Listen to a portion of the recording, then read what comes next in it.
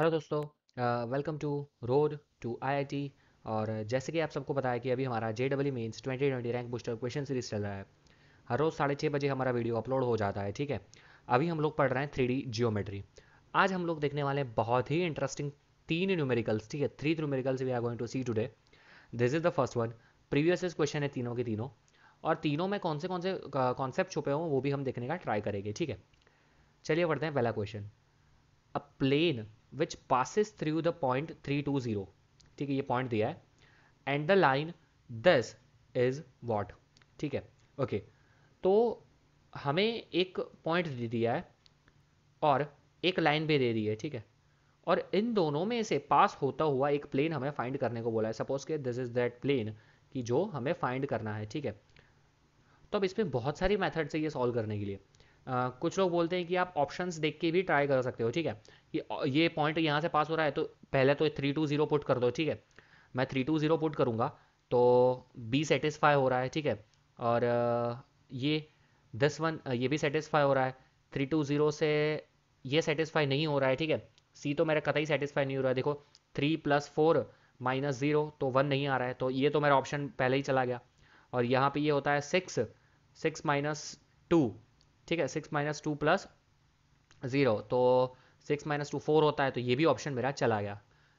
Value put करने से ये तो ऑप्शन चला ही गया। फिर अब ये लाइन है तो पूरी लाइन इसमें समानी चाहिए। तो लाइन का ये जनरलाइज इक्वेशन, इसको मैं अगर दूसरे फॉर्म में कन्वर्ट करूँ तो ये कैसे होगा? 4 7 4 प्लस k इंटू 1 5 4, ठीक है। We can consider this as a point and this is as a direction, ठीक है। यहाँ k की वैल्यू चेंज करते जाओ और वैल्यू यहाँ पे चेंज होती जाएगी। तो k की वैल्यू मैं 0 ले लूँगा सपोज के, तो मुझे 4 7 4 पॉइंट मिल जाएगा, ठीक है। तो अब 4 7 4 को भी यहाँ पुट कर दूँ, तो अगर मैं 4 7 4 को यहाँ पुट करता हूँ तो ये हो जाएगा 4 + 4 8 - 7 1। ए ऑप्शन सेटिस्फाई हो रहा है और बी ऑप्शन में 4 7 4, तो ये आ जाएगा 8 + 7 दैट इज 15। यहाँ पे 5 आ रहा है तो बी ऑप्शन भी मेरा गलत हो जाएगा। तो ए मेरा करेक्ट आंसर आ गया। ओके, अब चलिए ये वाला क्वेश्चन देखते हैं। यहाँ पे बोला गया है the shortest distance from the plane to the sphere is what. बहुत ही अच्छा क्वेश्चन। मतलब कि ये प्लेन दिया है, ठीक है। दिस इज अ प्लेन और यहाँ पे हमें एक दिया है स्फीयर, ठीक है। एक स्फीयर दिया है। थोड़ा ड्राइंग मेरा अच्छा नहीं है, बेयर विद दैट, ठीक है। ये हमें दिया है एक स्फीयर और इन दोनों के बीच का हमें शॉर्टेस्ट डिस्टेंस पूछा है। तो शॉर्टेस्ट डिस्टेंस, अब आप सोचो कि यहाँ पे तो मैंने इस तरह से दर्शाया है, लेकिन ये थोड़ा तिरछा भी हो सकता है। यहाँ पे कोई भी पॉइंट से हम शॉर्टेस्ट डिस्टेंस फाइंड नहीं कर पाएंगे।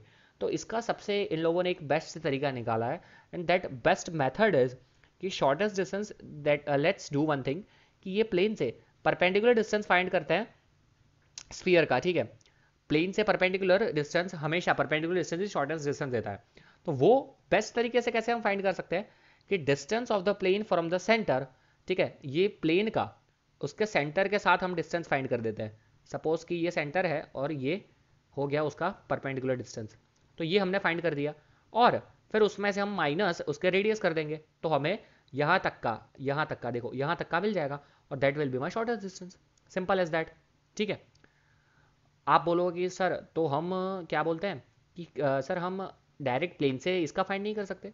भैया हमारे पास स्फीयर का इक्वेशन है, हमारे पास प्लेन का भी इक्वेशन है, लेकिन हमारे पास ऐसा कोई फॉर्मूला नहीं है कि प्लेन और स्फीयर से हम डायरेक्ट फाइंड कर सके। हमारे पास फॉर्मूला क्या था, लास्ट लेक्चर में बताया था मैंने, कि अगर हमें पॉइंट गिवन है, और अगर हमें प्लेन गिवन है तो हम क्या कर सकते थे कि सिंपली जो पॉइंट है उसको यहाँ प्लेन में रख दो, पॉइंट को प्लेन में रख दो। लास्ट फॉर्मूला मैंने लास्ट लेक्चर में मैंने बताया था। एक सेकेंड, अगर मैंने लिखा हो तो मैं बता देता हूँ आपको, यहाँ पे ही लिखना होना चाहिए। जस्ट अ सेकेंड, ये रहा, देखो कि distance of a point from a plane क्या था कि अगर हमारा जनरलाइज इक्वेशन ये है ax + by + cz + d = 0, और पॉइंट ये है x1 y1 z, तो अब मैं पॉइंट को यहाँ पे सिंपली पुट कर देता हूँ, ठीक है।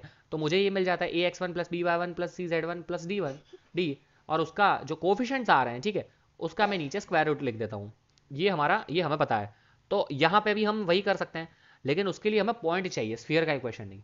तो इसलिए हम क्या करते हैं कि सेंटर से फाइंड कर देते हैं। सेंटर तो अल्टीमेटली एक पॉइंट ही आएगा, तो सेंटर से हम फाइंड कर लेते हैं और फिर उसमें से रेडियस जो होगी वो सब चेक कर देते हैं। Simple as that. चलो, तो इसके लिए हम क्या करेंगे, पहले तो हमें ये स्फीयर का इक्वेशन पता है। स्फीयर का इक्वेशन प्रॉबेबली होता है जो हमारा सर्कल का इक्वेशन होता है उसके जैसा ही होता है। तो यहाँ पे आप देखो, यहाँ पे सेंटर क्या होगा, माइनस जी के साथ, माइनस जी 2g के साथ इसको कंपेयर करते हैं हम, ठीक है। तो सर्कल हो जाएगा -2, ये centre -2g is equal to this है, फिर -2f is equal to this है, तो ये हो जाएगा 1, और -2h is equal to this है, तो ये हो जाएगा 3, ठीक है। ये मेरा हो गया, चलो this is my centre of the circle. और रेडियस क्या होगा बताओ मुझे, रेडियस होगा, रेडियस हो जाएगा जैसे उसमें था g² plus f² minus 2g, ठीक है, that is for that only. लेकिन यहाँ पे भी ऑलमोस्ट उसी तरह से होगा, तो यहाँ पे हम क्या लिखेंगे, g² plus f² plus h² minus c, मतलब कांस्टेंट।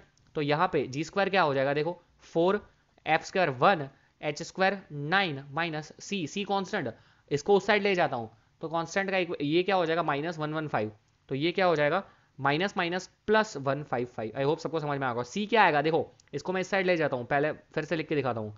ये क्या है, x² plus y² plus z² plus 4x minus 2y minus 6z minus 155 है, ठीक है।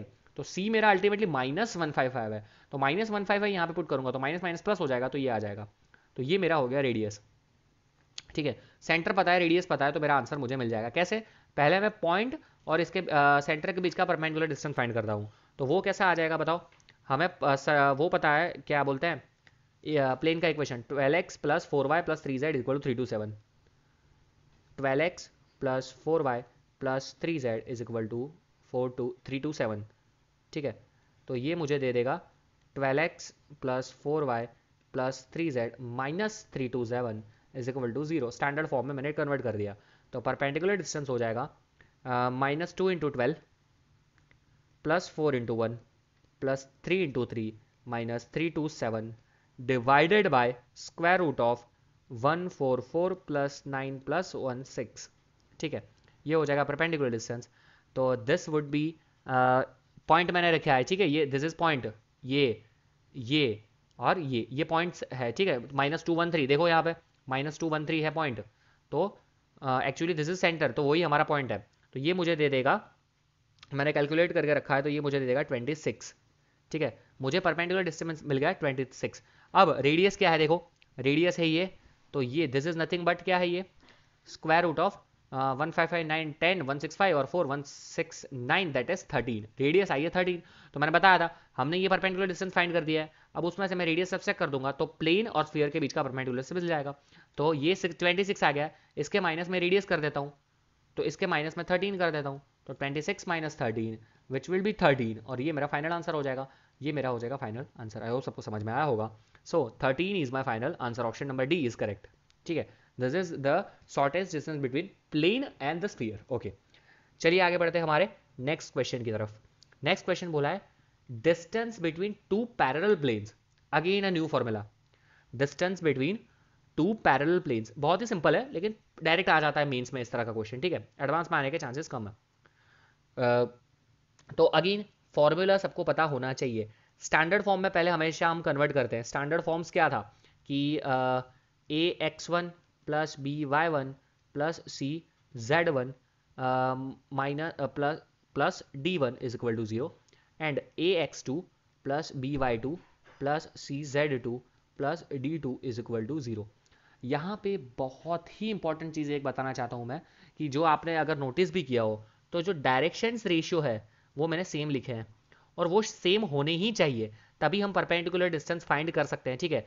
तभी वो कहलाएंगे पैरेलल प्लेन्स। डायरेक्शंस रेशियो अगर कैसे, मैं आपको थोड़ा फिजिकली समझा देता हूँ। देखो, ये एक प्लेन है, ठीक है, ये एक प्लेन है, और उसके पैरेलल ये एक प्लेन है, लेट्स से ब्लू वाला, ये दोनों एक दूसरे के पैरेलल है, ठीक है। तो उसका मतलब क्या हुआ, दोनों के जो परपेंडिकुलर होंगे ना, वो दोनों, इसका परपेंडिकुलर रेड वाले का परपेंडिकुलर ब्लू वाले का परपेंडिकुलर ऐसे होगा, और रेड वाले का परपेंडिकुलर सपोज के ऐसे होगा। तो उसका मतलब क्या हो, दोनों की डायरेक्शन कैसी सेम है। यहाँ पे ये प्रूव भी हो रहा है। देखो, इस प्लेन की डायरेक्शन क्या है, इसकी डायरेक्शन क्या है 2 1 और 2 परपेंडिकुलर, सॉरी इसका परपेंडिकुलर क्या है 2 1 2, और इसका परपेंडिकुलर क्या है 4 2 4 4 2 4। तो आप देख सकते हो कि अगर मैं इसके 2 से मल्टीप्लाई करता हूँ, multiply by 2, this is nothing but 2 into 2 1 2, मतलब मल्टीप्लीकेशन में 2 है, मतलब कि डायरेक्शन तो सेम ही है, ठीक है, वैल्यू डिफरेंट है भले, लेकिन डायरेक्शन सेम है, तभी वो पैरेलल कहलाएंगे। तो जब हमारे पास इस तरह की कंडीशंस होती है, ठीक है, इस तरह की जब हमारे पास कंडीशन होती है, तो जो हमारा फॉर्मूला है वो मैं आपको दिखा देता हूँ। फॉर्मूला हो जाता है स्टैंडर्ड, एक सेकेंड ये मैं मिटा देता हूँ पहले। तो फॉर्मूला हो जाता है मेरा determinant of d1 minus D two, d1 minus D two, ठीक है, इन दोनों का कांस्टेंट का subtraction divided by square root of A square plus B square plus C square.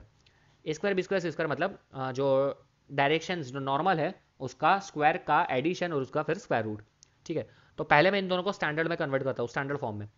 तो देखना, ध्यान से देखना, ये हो जाएगा मेरा, नेक्स्ट पेज में लिखता हूँ, 2x plus Y plus 2z minus 8 is equal to 0। Standard form में कन्वर्ट करना जरूरी है। 8 इस साइड आ जाएगा तो -8, ये ऑलरेडी स्टैंडर्ड फॉर्म में है। क्या है, 4x plus 2y plus 4z plus 5, 4x plus क्या है 2y plus 4z minus 5 is equal to 0, sorry plus 5 is equal to 0। अब देखो, मैंने आपको फिर से बताया कि हमें नीचे कॉमन एबीसी हमें कॉमन लिखना है, ठीक है, सेम एबीसी लिखना है, ठीक है, सेम एबीसी लिखना है। तो सेम एबीसी यहाँ पे तो आप बोलोगे कि यार यहाँ पे तो 2 1 2 है, यहाँ पे 4 2 4 है, तो सेम नहीं हुआ। तो हमारे पास दो ऑप्शन है, या तो मैं इसको 2 के साथ मल्टीप्लाई कर दूँ, या तो मैं इसको 2 के साथ डिवाइड कर सकता हूँ, कोई भी ऑप्शन में ले सकता हूँ। चलो तो ये इक्वेशन 1 बोल देता हूँ मैं, इसको मैं 2 के साथ डिवाइड कर देता हूँ, तो क्या हो जाएगा, 2x plus Y plus 2z plus 5/2 is equal to 0। 2 के साथ डिवाइड कर दिया। अब देखो कॉमन हो गया दोनों का दोनों, ए बी सी क्या हो गया, एकदम सेम हो गया। अब मैं फॉर्मूला अप्लाई कर सकता हूँ। फॉर्मूला क्या था, d1 minus D two, d1 minus D two, तो 5/2 minus minus plus 8 divided by square root of, यहाँ पे हो जाएगा 4 प्लस ये हो जाएगा 1 प्लस 4, ठीक है, 2 1 1 क्या है नॉर्मल, 2 1 2 दोनों के लिए। तो ये मेरा हो जाएगा ऊपर आ जाएगा मेरा, this will be 16 plus 5 21 divided by 2 हो जाएगा, और यहाँ पे हो जाएगा ये 3। तो इसका मतलब मेरा फाइनल आंसर आ जाएगा 7/2। This is my final answer. I hope सबको समझ में आया होगा। 7/2 इज माय फाइनल आंसर, ठीक है। कैसे किया मैं फिर से बता दे रहा हूँ कि दोनों प्लेन्स का हमें डायरेक्शंस जो होती है, दोनों प्लेन्स के नॉर्मल उसे सेम करना पड़ेगा, तभी वो हम फॉर्मूला अप्लाई कर पाएंगे। पैरेलल तो है ये, हमें पता चल गया है, क्योंकि देखो डायरेक्शन सेम है, भले मल्टीप्लाई बाय 2 है, लेकिन डायरेक्शन सेम है, वो पैरेलल पता चल गया। फॉर्मूला अप्लाई करने के लिए दोनों एबीसी सेम होने चाहिए। तो उसके लिए हम दो चीज़ कर सकते हैं, या तो मैं इसको 2 के साथ मल्टीप्लाई करूँ, या तो इसको 2 के साथ डिवाइड करूँ। आप 2 के साथ मल्टीप्लाई करके भी आंसर लाओगे तो आंसर सेम ही आना है, ठीक है। So that is it for this video guys. Video पसंद आया तो लाइक कर दीजिए और शेयर कर दीजिए, कमेंट करना ना भूले, ठीक है। मोस्ट प्रोबेबली एक और लेक्चर में लूँगा 3D ज्योमेट्री पे, और उसके बाद मैं नेक्स्ट टॉपिक पे आगे बढ़ूंगा, ठीक है। चलिए मिलते हैं नेक्स्ट लेक्चर में, तब तक के लिए धन्यवाद।